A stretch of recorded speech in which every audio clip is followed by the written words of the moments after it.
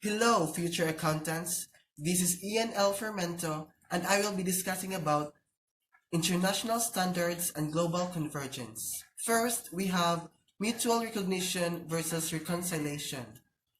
Before the rise in importance of global capital markets and the move to a common set of accounting standards, it was common for many countries to apply the principle of mutual recognition, whereby a regulator, such as the German Stock Exchange, would accept financial statements provided in US GAAP of a US company wanting to list securities in Germany.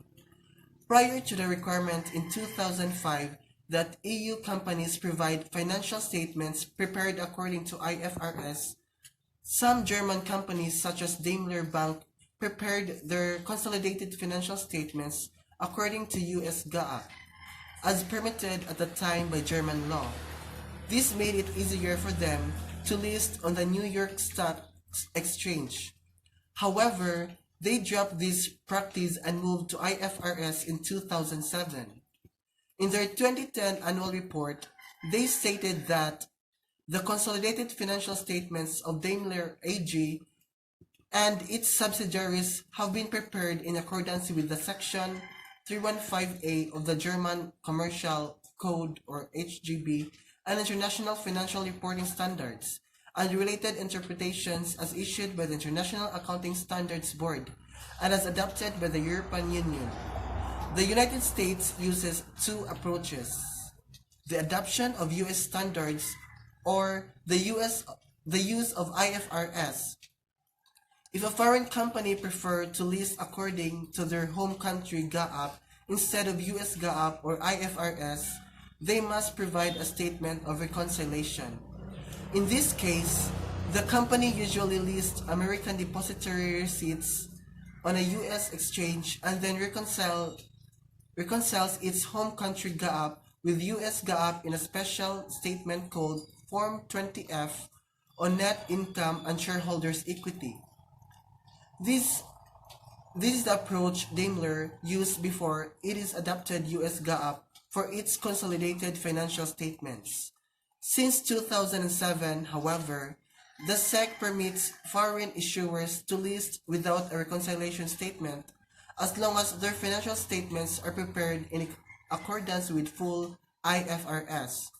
The EU was going to require US firms, the one to list on European exchange, to list in accordance with IFRS.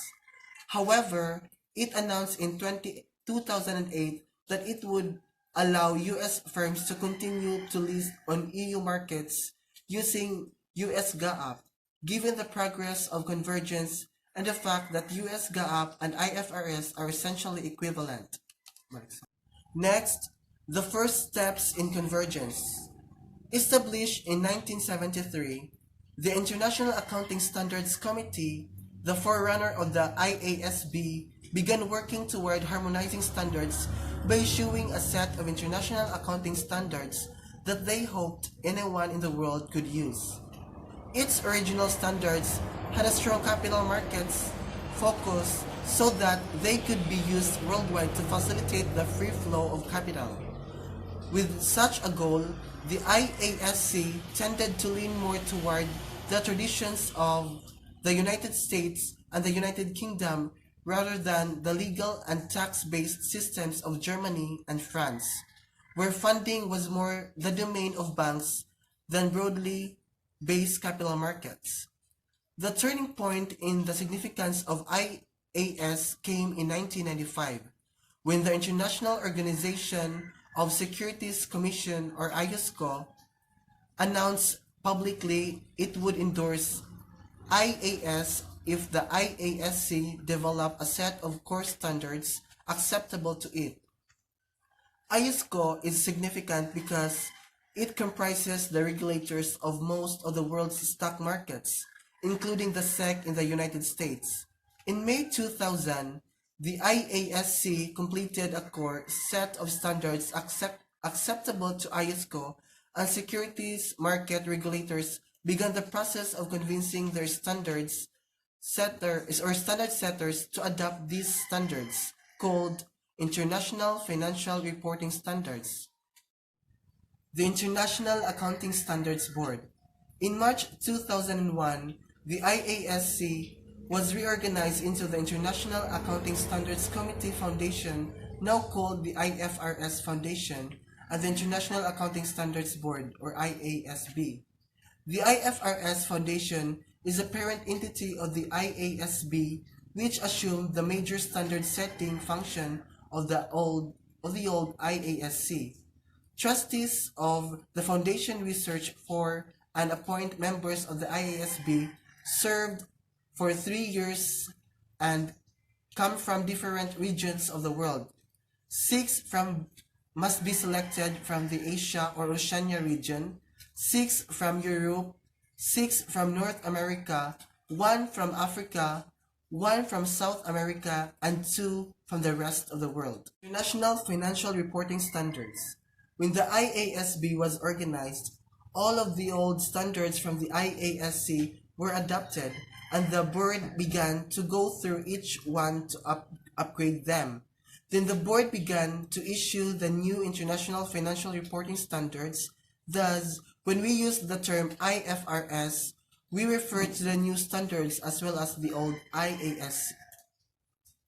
The objective of the IFRS Foundation and the IASB are to develop a single set of high-quality, understandable, enforceable, and globally accepted international financial reporting standards through its standard-setting body, the IASB, to promote the use and rigorous application of those standards, to take account of the financial reporting needs of emerging economies and small and medium-sized entities, and to promote and facilitate adapting of IFRS, being the standards and interpretation issued by the IASB through convergence of national accounting standards and IFRS.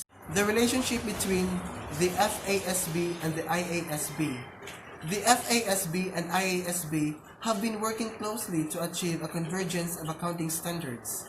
In 2002, they issued the Norwalk Agreement, pledging their best efforts to A.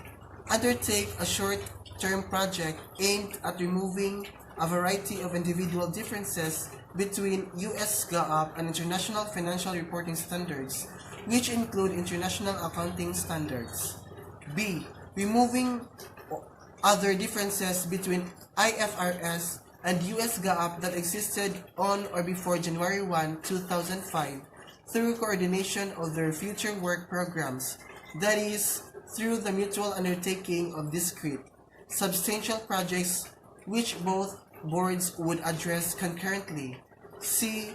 Continue progress on the joint projects that they are currently undertaking. And D. Encourage the respective interpretative bodies to coordinate their activities. Next, we have convergence. Convergence implies a goal and a path to achieving it.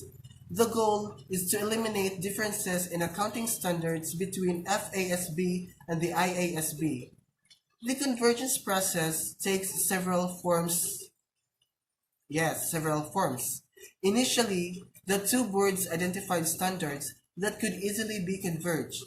However, some of the issues the two boards are trying to resolve are very difficult, in particular revenue recognition, leases, and financial instruments.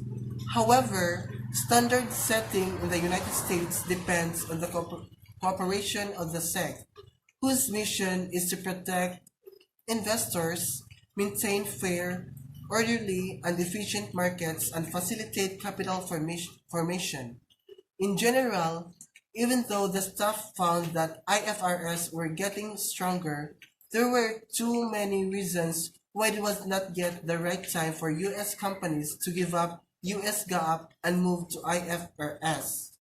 IFRS are just not comprehensive enough with good implementation help and consistency across countries. It makes no sense to incur the costs to switch to IFRS when the adoption of the standards is not consistent worldwide. Next, we have convergence and mutual recognition. The move to convergence adds in an interesting twist to mutual recognition. Today's version of mutual recognition in the United States is that foreign users are allowed to list securities issuing full IFRS without reconciliation to US GAAP. EU members can use the EU form of IFRS and still be exempted from such reconciliation. However, mutual recognition does not extend to companies that generate financial statements in their home country GAAP. They're still required to issue Form 20F and provide reconciliation between their GAAP and US GAAP for the income statement and owner's equity. In 2011, the path to convergence became even more complicated as the governments in Europe and the United States seemed more concerned about financial regulation and budget crisis than convergence. However, the G20 has strongly recommended the adoption of IFRS worldwide, which lent even greater support to the work of the IASB. In December 2010, the chief accountant of the SEC came up with the idea of condorsement, a combination of convergence and endorsement, as the approach the SEC might follow in the future. So that's all for today's video, and thank you for watching.